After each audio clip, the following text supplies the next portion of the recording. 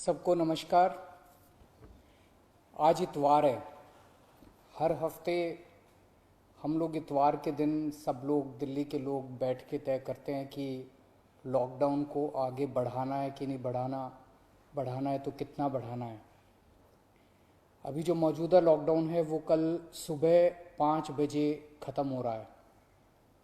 आज फिर से हम सब दिल्ली के लोगों को तय करना है कि लॉकडाउन बढ़ना चाहिए या नहीं बढ़ना चाहिए, अनलॉक होना चाहिए नहीं होना चाहिए।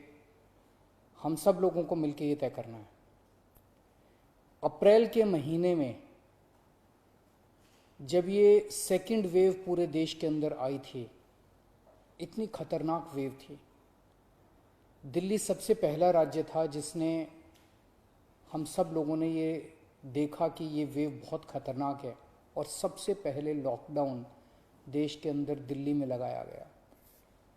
उस वक्त ऐसा लग रहा था जब ये वेव आई थी और इतनी तेज़ी से केसेस बढ़ रहे थे कि पता नहीं ये वेव कितने दिन चलेगी, इस वेव से जीत पाएंगे नहीं जीत पाएंगे, कैसे होगा, क्या क्या होगा। लेकिन एक महीने के अंदर 20 अप्रैल को हम लोगों ने लॉकडाउन लगाया था। लगभग एक महीने के अंदर आप सब लोगों के, दिल्ली के लोगों के अनुशासन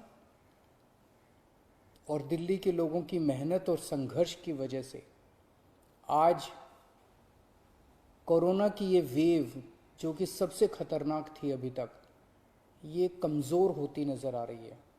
मैं ये नहीं कहूँगा कि हमने युद्ध जीत लिया है, अभी काफ़ी बाकी है, लेकिन अब हम, ऐसा लग रहा है कि इसके ऊपर काबू पाते हुए नजर आ रहे हैं। अप्रैल के महीने में एक दिन ऐसा आया था जब संक्रमण दर 36% पहुंच गई थी। यानी कि 100 लोगों की हम टेस्टिंग करते थे तो 36 लोग उसमें पॉजिटिव मिलते थे। पिछले 24 घंटे का मैं आपको आंकड़ा बताऊं तो ये संक्रमण दर 2.5% के भी नीचे चली गई है। यानी कि अब 100 लोगों की हम टेस्टिंग करते हैं तो उसमें 2.5 लोग संक्रमित पाए जाते हैं और 97.5 लोग ठीक पाए जाते हैं। इसका मतलब संक्रमण काफ़ी कम हो गया दिल्ली के अंदर। अप्रैल के महीने में एक दिन ऐसा था जब 28,000 केस एक दिन में आए थे। 28,000। पिछले 24 घंटे में 1600 केस पाए गए हैं दिल्ली के अंदर। 28,000 से 1600। तो दिल्ली के अंदर कोरोना की रफ्तार काफ़ी कम हुई है। पिछले एक महीने में कई सारी समस्याएं आई। उन सारी समस्याओं का हम सब लोगों ने मिलकर मुकाबला किया। दिल्ली के 2 करोड़ लोगों ने एक परिवार की तरह मिलकर मुकाबला किया। खासकर ऑक्सीजन की बहुत बड़ी समस्या आई थी, लेकिन सब ने मिलके, इसमें सबका सहयोग मिला। दिल्ली के लोगों ने, केंद्र सरकार ने, सुप्रीम कोर्ट ने, दिल्ली हाई कोर्ट ने, सब ने सहयोग किया और ऑक्सीजन की समस्या का भी समाधान निकला। अब वैक्सीन की बड़ी प्रॉब्लम आ रही है, वैक्सीन की बहुत कमी महसूस हो रही है, लेकिन मुझे विश्वास है जैसे हमने बड़ी बड़ी समस्याओं का समाधान किया है, ऐसे वैक्सीन की समस्या का भी समाधान निकलेगा। हम मिलकर निकालेंगे। वैक्सीन की जो कमी हो रही है, मुझे पूरी विश्वास है इस कमी को भी हम सब लोग मिलके ठीक करेंगे। इस दौरान पिछले एक महीने हमारे डॉक्टर्स और नर्सेज कई कई दिनों तक नहीं सोए हैं, कई कई दिनों से घर नहीं गए हैं। उन्होंने जबरदस्त काम किया। इनमें से कुछ डॉक्टर्स और नर्सेज शहीद भी हो गए। उनकी शहादत को मैं पूरे दिल्ली के सभी लोगों की तरफ से सलाम करता हूं। हम कर्जदार हैं उनके, उनका कर्ज हम नहीं चुकता कर सकते, लेकिन फिर भी दिल्ली सरकार उनके परिवार को मदद करने के लिए 1-1 करोड़ रुपए की राशि देती है। आप लोग देख रहे होंगे, मैं रोज़ किसी ना किसी के घर जाता हूँ।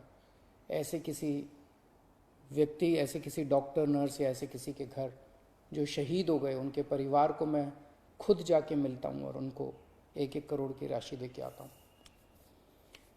तो युद्ध अभी बाकी है, अभी पूरा नहीं हुआ है। और अभी भी 1000 से ज्यादा केस आ रहे हैं। तो पिछले 24 घंटों में मैंने खूब लोगों से पूछा क्या करना चाहिए। जो भी निर्णय होगा हम मिलके लेंगे, दिल्ली के लोग मिलके निर्णय लेंगे। तो एक आम राय ये बन रही है लोगों की कि 1 हफ्ते के लिए लॉकडाउन और बढ़ा देना चाहिए, क्योंकि अभी अगर लॉकडाउन खोल दिया और जो कुछ हमने पिछले 1 महीने की इतनी कड़ी मेहनत, संघर्ष और त्याग की वजह से पाया है, कहीं वो खत्म ना हो जाए। तो सबकी आम राय ये है कि 1 हफ्ते के लिए और लॉकडाउन खोल देना चाहिए। तो दिल्ली सरकार ने ये निर्णय लिया है कि 1 हफ्ते के लिए लॉकडाउन और बढ़ाया जा रहा है। अगले सोमवार 31 तारीख की सुबह 5 बजे तक के लिए लॉकडाउन बढ़ाया जा रहा है।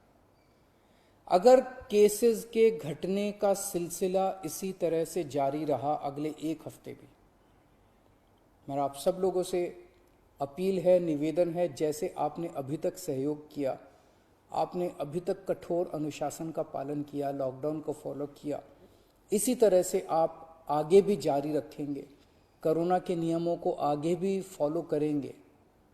अगर इसी तरह से केसेस के कम होने का सिलसिला जारी रहा तो 31 तारीख से फिर हम अनलॉक की प्रक्रिया चालू करेंगे।